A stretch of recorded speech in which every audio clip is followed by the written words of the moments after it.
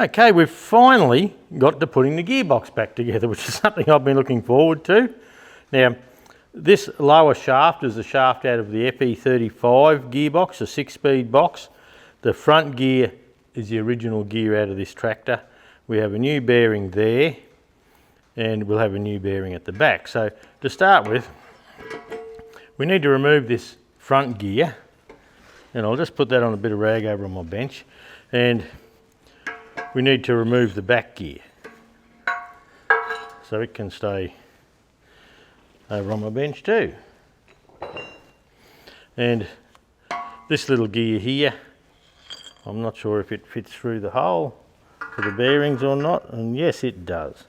So that little fella can stay on with the taper on the teeth coming backwards. So you'll probably see me in the shadow a little bit here. That's just how we have to work. So I'll bring that shaft in. I'll start by feeding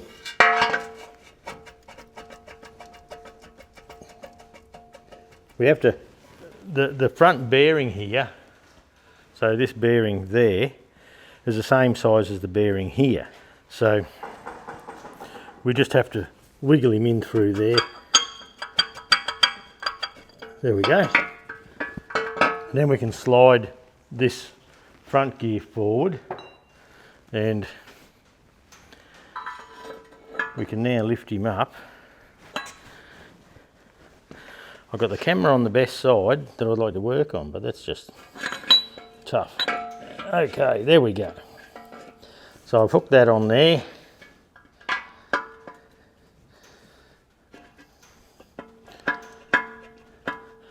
I just need to bump that shaft. Okay, I'll just try and give this a bit of a tap in. It doesn't take much. There's probably a little bit of good toll there. Okay, I've just slid the lower shaft in on the gearbox, and when we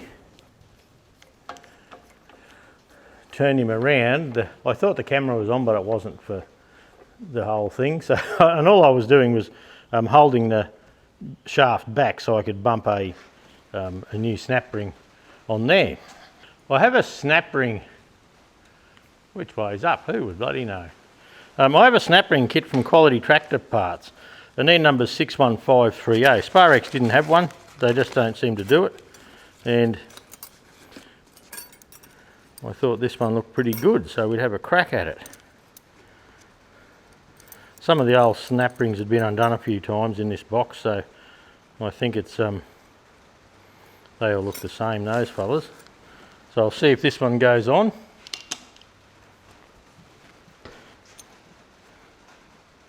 Now, you can see on the end of the snap ring there's a pointy end this side, just there and there. That's the one we want to put up. Check that it fits in the groove. Yes, it does.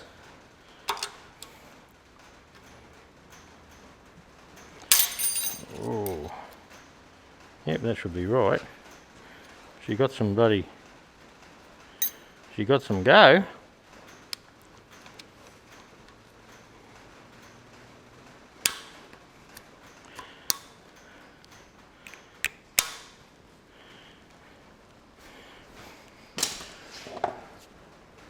And we'll just make sure that one's sitting in properly.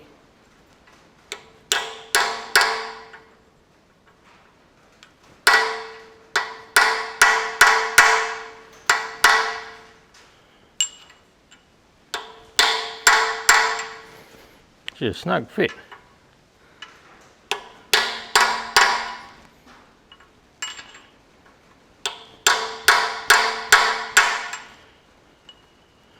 Well, I just better check that there wasn't thick and thins. And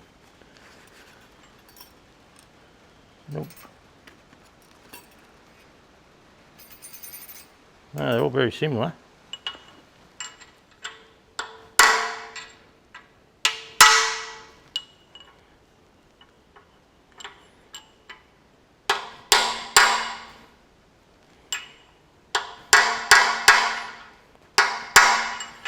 So that's a tight fit, which does make me wonder whether my bearing is on properly.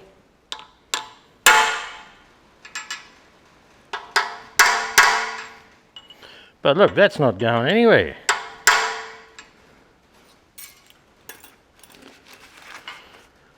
Okay. We can wind him back over again.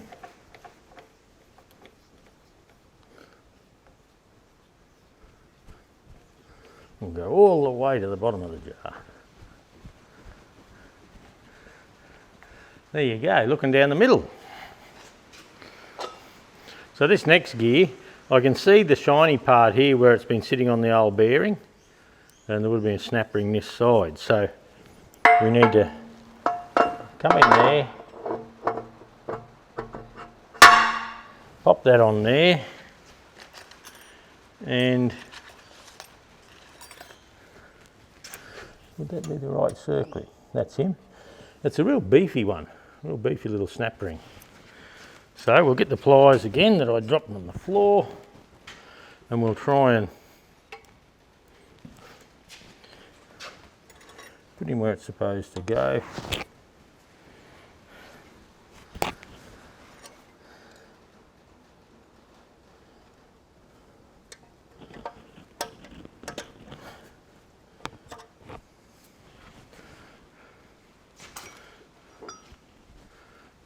Once again.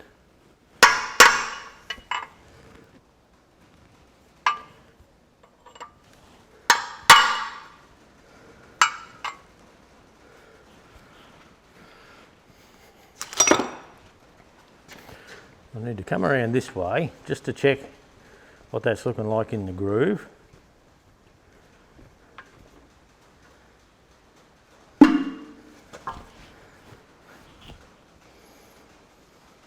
Pretty good, but it does need a little tap down into it, I believe. These circlips seem just a little tight, but look, that's not a bad thing.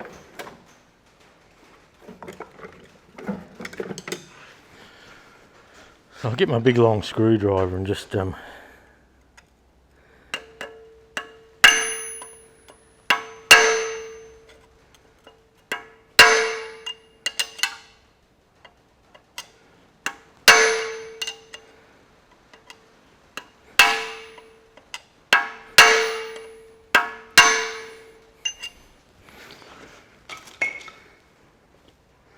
that's feeling lovely. Now let's have a look, see if the circlip's in the right place.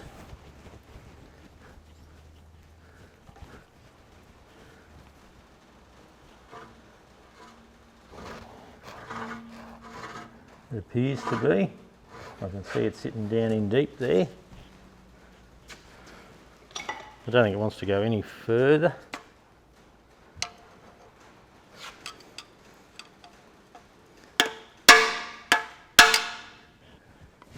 Nope, I think that's it. And you can hear that scraping a bit because the whole gear can sit back because there's nothing holding that, the high-low's not there to hold the back circlip in, to hold the shaft. So once the shaft sits forward like that, you're just like I bought one. Look at that, how do we do it for the price? All right, I'll get set up, and I think the next gear to go in, we'll pop the reverse idler in here while we can get to it. I didn't put it in earlier, just because I can come down in here and I know which gear's lined up, so we'll work with that, eh? Okay, the next thing we're looking at putting in is the reverse idler. And I've got a new reverse idler shaft. And you can see bits of the old shaft where it was all rusty and shitty. So I've got a new shaft. That's a Sparex 41856, I believe. So put that over there out of the way. And what I've done here is on my 65, where it's different to the 35, I have a thrust, a spacer, then the gear, and then another thrust. So what I've done here with the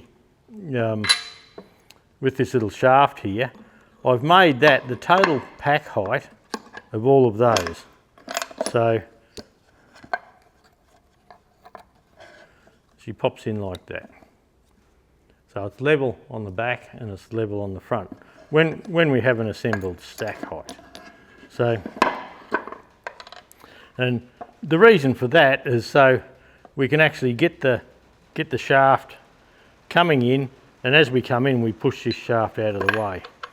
There's a very slight little burr there on that shaft. I'll sort that out before I fit it. Now we have a middle spacer. I'll get a little knife to open that. The middle spacer is S41795.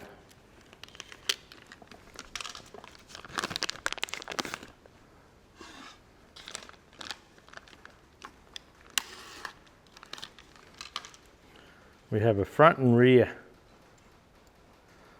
spacer. Now they hold the needles from falling out. And this fella here, he goes in the middle.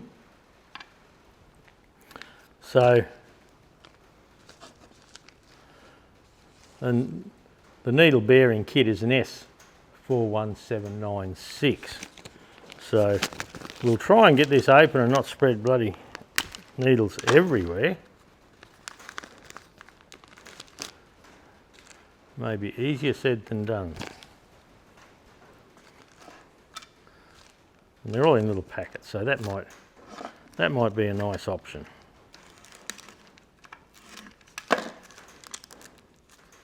All right, so where I'd like to start with this is I'm going to sit it on the peg here. Now the peg's got a round side and a flat side. Put the flat side towards the needles. Well, that's what I think anyway. Slide this fella over top. And I've got some LX2, LSA LX2 oil here. Oil, bloody grease. I should come good soon. And we'll put a nice smearing of the grease there and try and sit it over top of that original spacer. I've even got a rag here today, so don't wipe on your pants if you've got a rag. And we start by filling the groove here with needle bearings. And when they're nice and straight,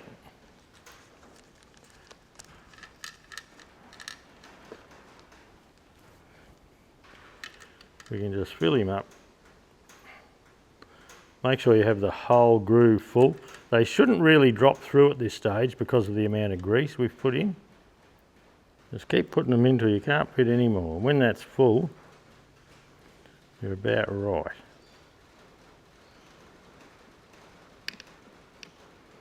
Okay, we can see all around there. There's no gaps at all.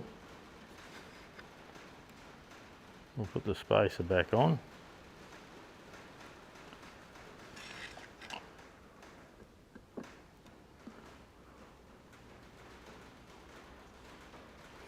Now we'll see if we can fit any more in here.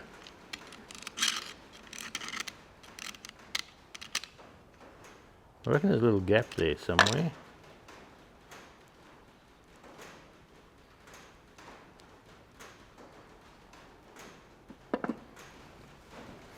I'll grab an O-ring pick and I'll see if I can get down in between them.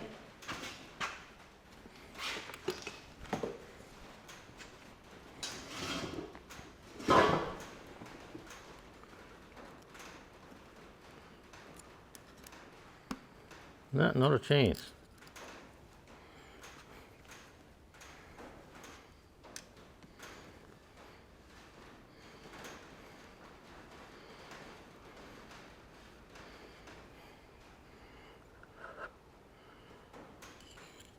Yep, look, that's all full.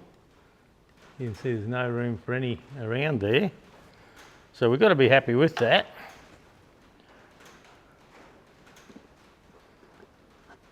And this side's full as well. And so is that. Beautiful. Okay, so we make sure these thrusts, or keepers I suppose these ones would be, are on. Now this, the little gear has one thrust from memory. We bring that out level, and then we have the spacer.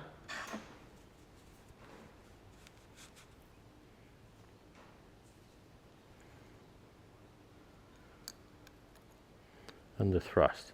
So that should hold it all together. I'll take this out of the way, put that over on the bench out of the way.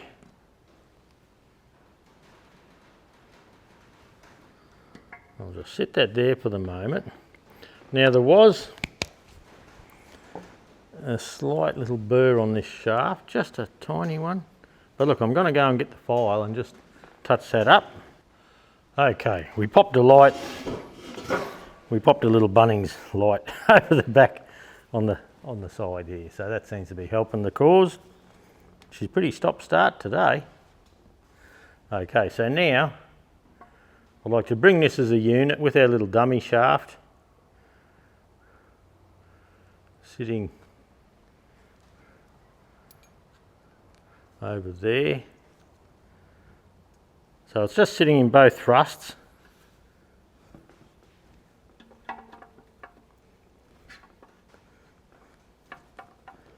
And see if we can bring it down. Now you can see the teeth meshing there, that's a good sign. Now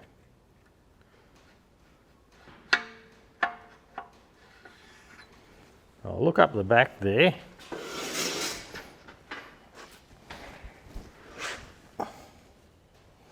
Okay, we have to come up a little.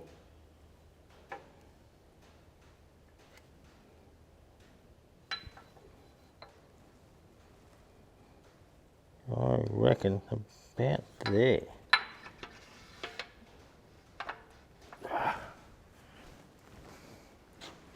Gonna have to say flop in a minute.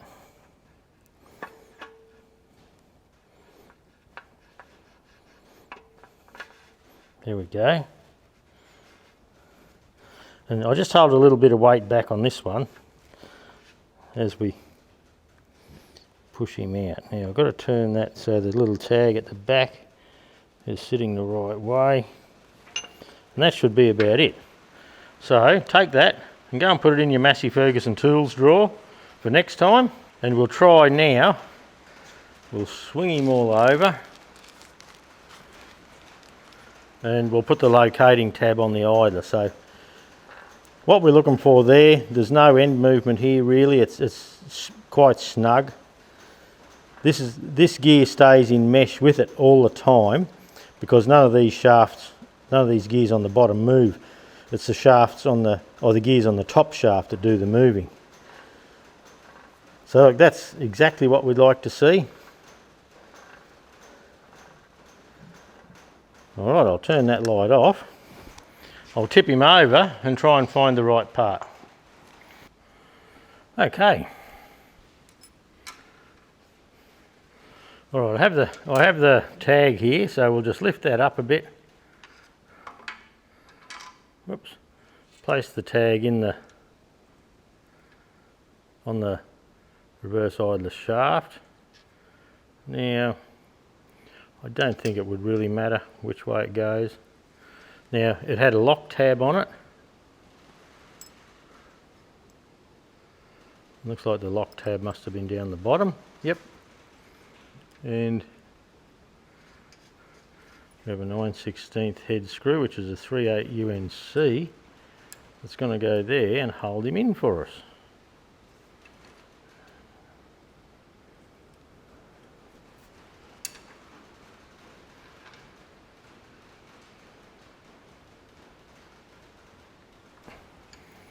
Okay, and that little tag there looks like he'd like to line.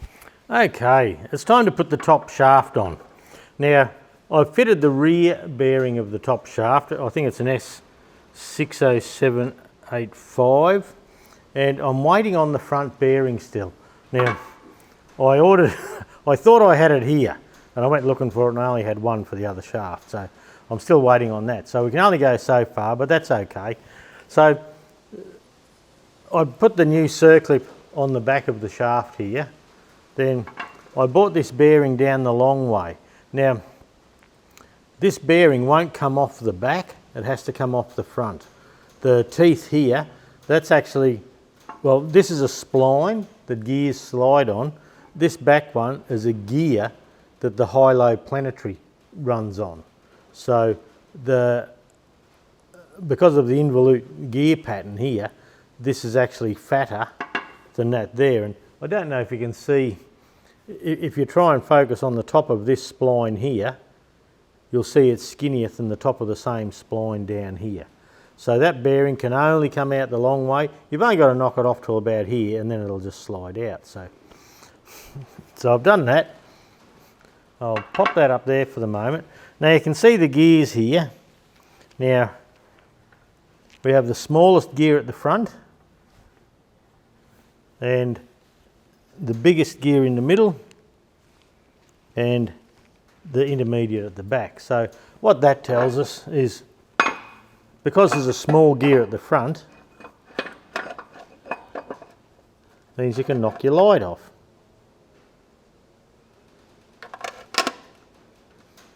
So because there's a small gear at the front, on the bottom, that means we have to put the big one at the front.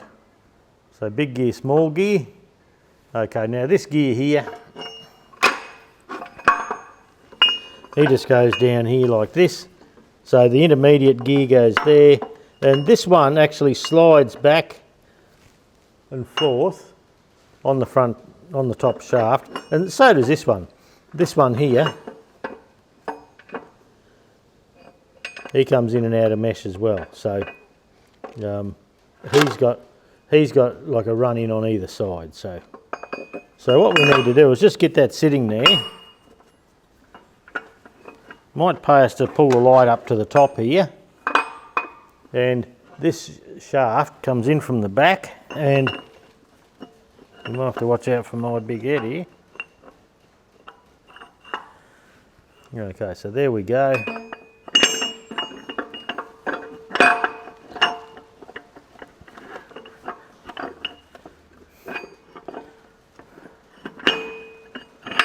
And there we go there. So I can lift that up now. Some pick's got a light in the road. You can't see as much, but anyway, it'll be alright. We'll survive.